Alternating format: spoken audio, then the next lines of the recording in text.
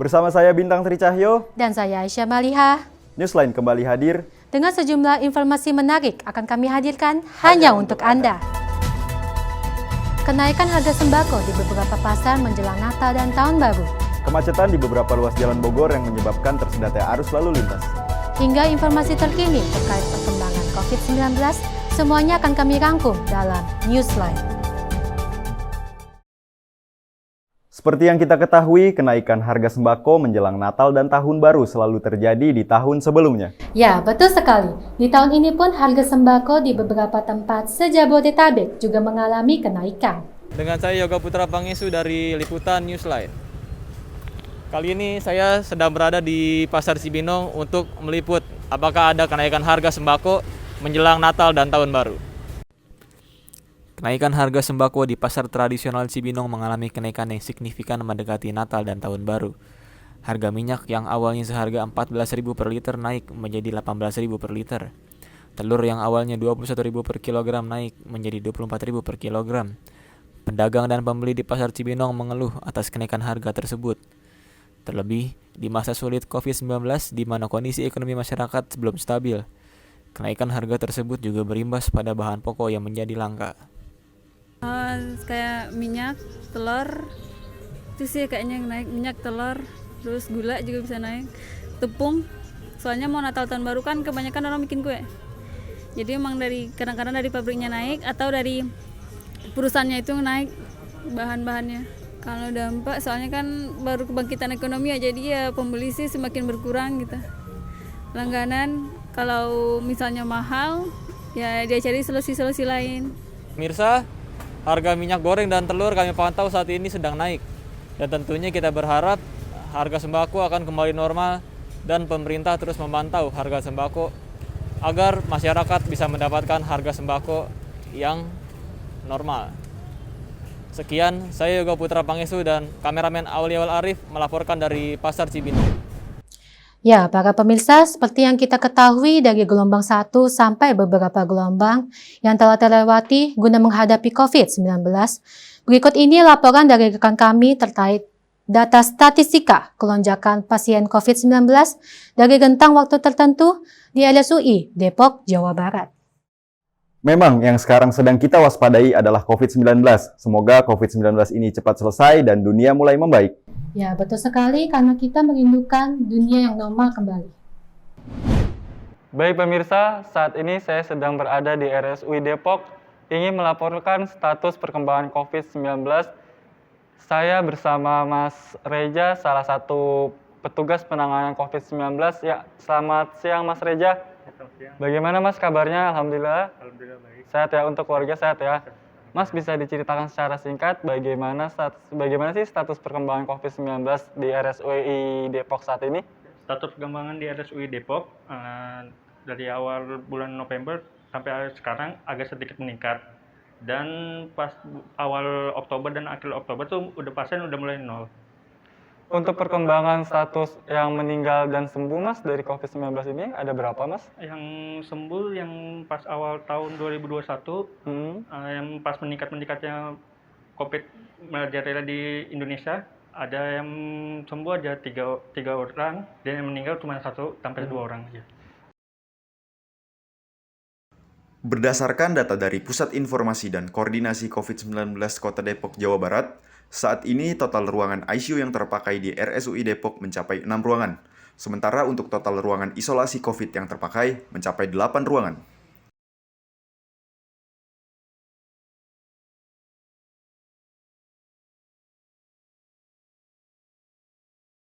Baik, sekian laporan dari saya di RSUI Depok. Selamat siang.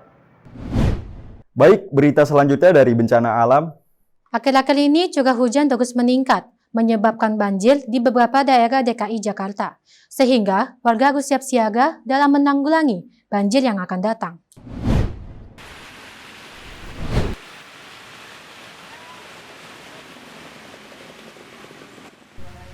Curah hujan yang tinggi kembali melanda DKI Jakarta pada akhir tahun 2021. Kemungkinan daerah DKI Jakarta berpotensi mengalami banjir. Pemprov bergerak cepat menanggulangi beberapa titik yang berkemungkinan dilanda banjir. Sampai tengah berita ini diproduksi, redaksi tidak memperoleh izin untuk melakukan wawancara dengan sumber terkait. Pemirsa, seperti yang kita ketahui, banjir melanda beberapa daerah di DKI Jakarta. Salah satunya di belakang saya, yaitu Lebak Bulus, Jakarta Selatan. Bisa dilihat di belakang ada gorong-gorong yang merupakan upaya penanggulangan dari Pemprov agar tidak menghambat aktivitas masyarakat. Saya Wildan Nabil dan juru kamera Daniel Pertama melaporkan. Kita beralih ke dunia pendidikan. Dalam rangka new normal, pemerintah memberlakukan pembelajaran tatap muka. Hal ini mendapat tanggapan dari ahli pendidikan dan peserta didik. Kita dari SMK Insan Mulia Informatika ini, Bapak Ibu guru kita di sini untuk mengembalikan nih anak-anak belajar di sekolah itu luar biasa gitu. Kesabaran guru harus luar biasa juga untuk menghadapi pandemi saat ini. Untuk efektivitas saya rasa ini makan waktu ya, karena anak-anak belajar dalam 2 jam apalah itu gitu, karena terburu-buru dengan gurunya lagi mempersiapkan untuk besoknya lagi, itu persiapkan lagi untuk mungkin karena baru beberapa minggu ini saya lihat, jadi tapi kemungkinan kalau sudah terbiasa, sudah tahu celah-celahnya untuk pengaturan, kemungkinan bisa lebih efektif dan mungkin ya ada kreatif dan inovasinya sendirilah dari guru-guru tersebut. Alhamdulillah senang sekali bisa ketemu teman-teman, terus juga bisa belajar lebih banyak lagi dengan materi yang jadi lebih mudah dipahami gitu, kan langsung ketemu, jadi nggak susah lagi kayak misalnya PJJ. Pokoknya senang banget. Sebenarnya lebih ke COVID-19 tuh lebih biar bisa hilang lagi, jadi kita bisa belajar lebih kondusif lagi kayak sebelumnya, nggak pakai masker lagi, terus lebih leluasa dengan teman-teman kayak kumpul. Respon siswa terhadap pembelajaran tatap muka terlihat dari antusias semangat belajar mereka dan perasaan rasa ingin bertemu dengan antar siswa. Saya Adinda Salsabila, Samuel Juru Kamera, melaporkan. Pemirsa, kemacetan di ruas Jalan Bojonggede diakibatkan adanya perbaikan jalan di daerah Bojonggede, sehingga menyebabkan tersendatnya arus lalu lintas. Saya Diki Mardianto dari Liputan Newsline. Saat ini saya sedang berada di Jalan Pabuaran, Kecamatan Bojonggede, Kabupaten Bogor. Saat ini saya sedang berada di titik pas kemacetan yang ada di sini. Kemacetan yang terjadi disebabkan oleh perbaikan jalan.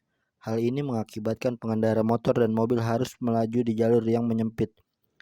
Kepadatan kemacetan mencapai 1 km akibat imbas dari proyek perbaikan jalan yang sedang dikerjakan.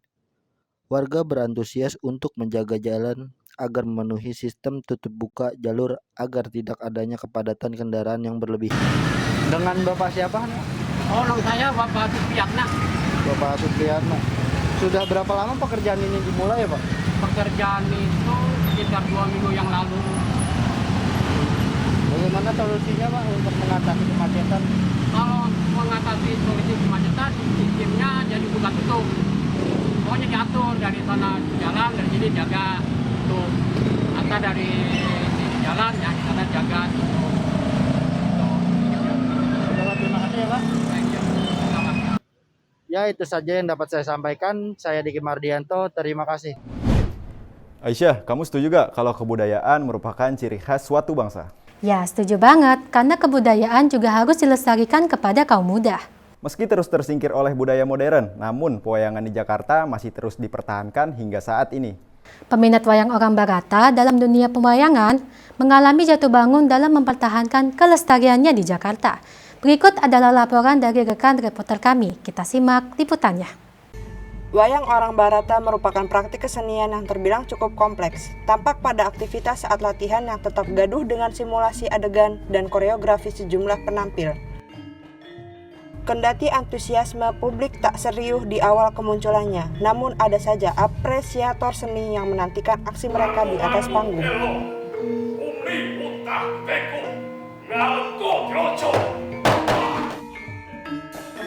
Baik pemirsa, saya sedang bersama Bapak Yudi selaku pengurus wayang orang Barata yang terletak di Jalan Kalilio, Senin, Jakarta Pusat. Oke Pak. Saya ingin bertanya terkait rata-rata usia penonton yang menyaksikan wayang orang Barata itu seperti apa? Saya presentasi aja ya. Iya Pak, baik. Untuk umur 12 tahun sampai 17 tahun itu kira-kira 20%. Yang umur 17 tahun sampai 40 tahun itu sekitar 60 atau 70%. Yang berkisaran 40 ke atas itu 20% sampai 10%. Apa tanggapan Bapak terkait perkembangan zaman sekarang yang mana anak muda jarang sekali mengenal wayang orang, Pak? Ya, kalau untuk tanggapan saya seharusnya itu harusnya campur tangan pemerintah itu harus. Karena kalau tanpa ada campur tangan pemerintah kita tidak bisa berbuat apa-apa. Karena kita hanya menyajikan sebuah tontonan dan itu penuh dengan tuntunan, ya kan? Penuh dengan tuntunan, mengedukasi tata krama. Bagaimana peran pemerintah dalam melestarikan wayang orang Barata? Ya, untuk saat ini peran cukup bagus. Lebih bagusnya lagi itu lebih kebudayaan itu lebih diangkat lagi. Baik pemirsa, itu saja informasi yang saya sampaikan. Saya Ria Dwi, Newsline Jakarta. Kita kali ini datang dari pengamat politik terkait isu perubahan jabatan presiden dari 2 periode menjadi 3 periode.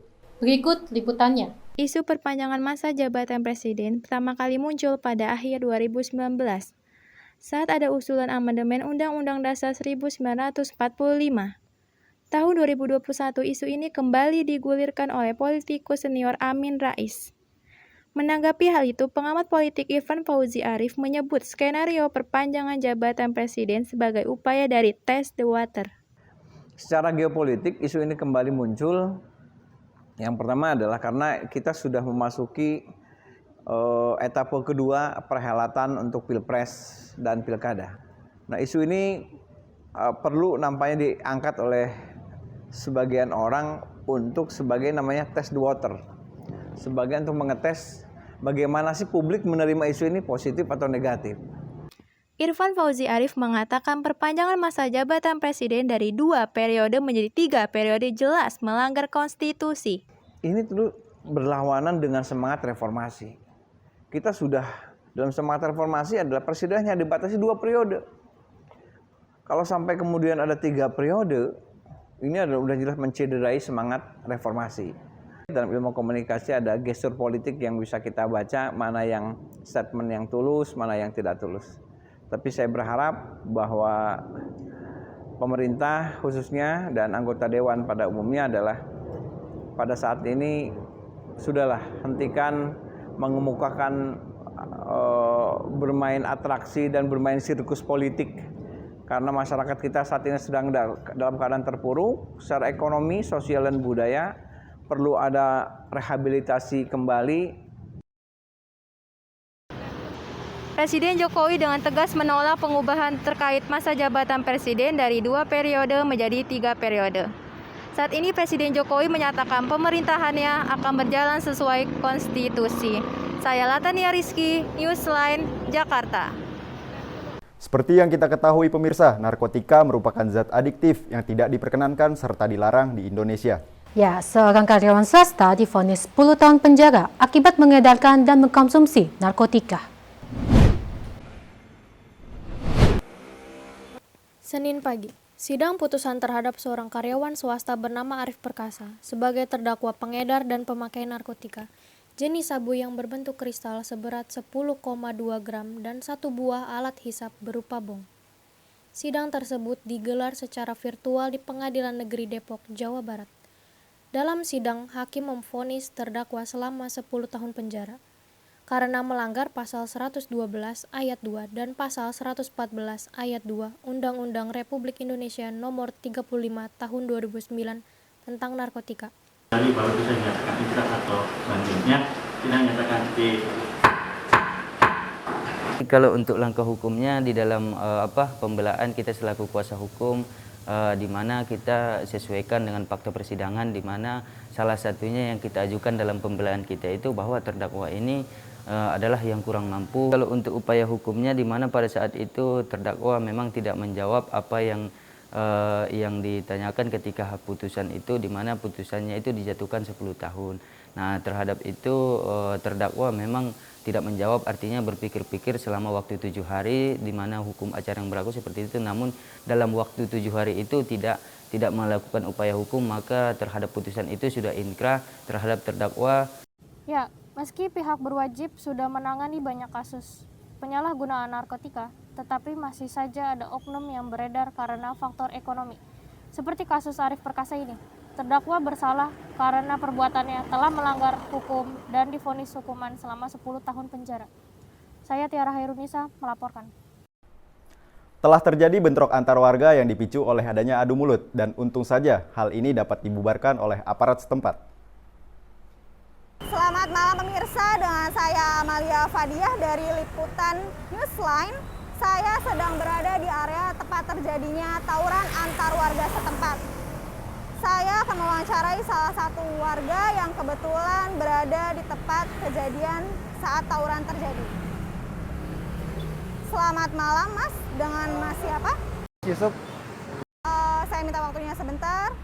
Bagaimana kronologi terjadinya tawuran pada saat itu? Jadi waktunya antara jam 12 ke atas atau jam 1 gitu. Kejadiannya di sini banget nih Mbak, di jalan ini. Nah, kedua pihak tersebut tuh, yang satu keluar dari gang sini, gang seberang, kampung anak sini gitu. Nah, yang lawannya itu dari arah sana, cuman saya nggak tahu dari kampung mana gitu deh. Nah, terjadinya tuh yang dari sana kayak nyerang daerah sini pakai motor. Nah, tawurannya di depan sini banget. Apa penyebab terjadinya tawuran? Penyebabnya tuh mungkin karena antar ejek kampung gitu ya Mbak. Cuma nggak tahu juga sih. Cuman kemarin dapat info juga kebetulan pelaku-pelakunya juga di sekolah tuh saling rival gitu. Jadi mungkin dendamnya dibawa ke kampungan gitu sih.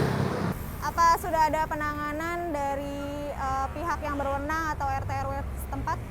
Kalau dari pihak mungkin daerah sini harus lebih sering patroli gitu Mbak di malam-malam tertentu gitu.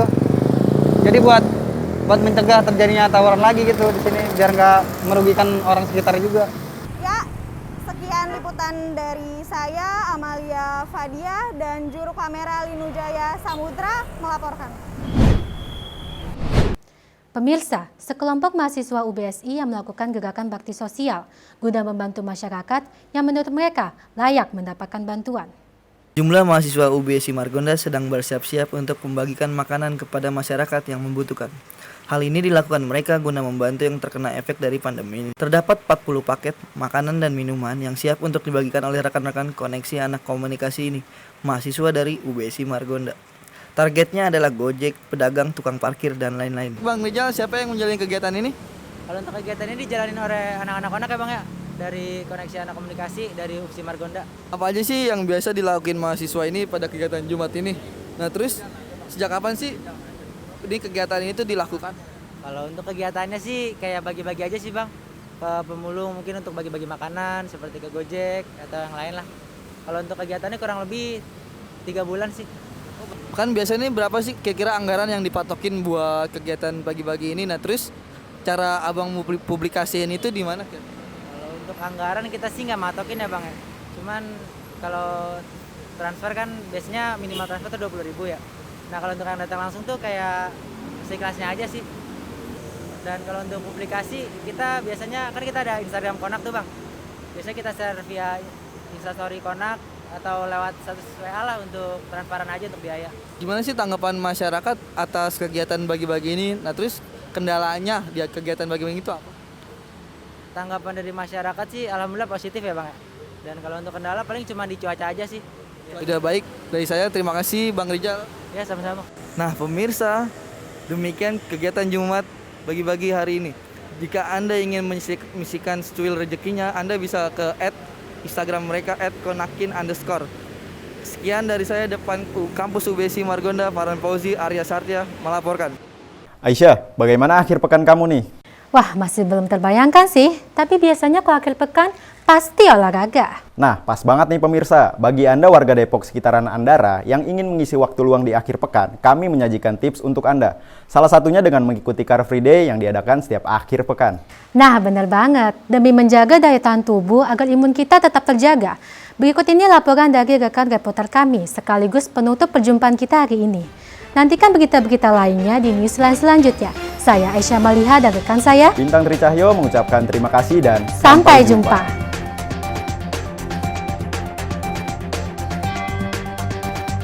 Sama saya Christopher Noventa di Newsline. Di sini ada kegiatan Car Free Day yang diadakan di pinggir Jalan Tol Andara, Jakarta Selatan. Di sini banyak orang berolahraga, membeli makanan dan minuman, atau hanya sekedar melepas penat. Daripada penasaran, yuk ikut saya mengelilingi acara ini. Jalan santai atau bersepeda, itulah yang dilakukan oleh masyarakat daerah Jakarta ini pada setiap minggu pagi. Populer dengan sebutan Hari Bebas Kendaraan atau Car Free Day, dimulai tiap hari minggu pagi jam 6 sampai jam 11 siang. Adanya program CFD ini, masyarakat Jakarta melepaskan penat dengan berolahraga atau sekedar rekreasi di pinggir jalan. Saya Christopher Noventa dari pinggir Jalan Tol Andara dan kameramen Indah Triutami melaporkan.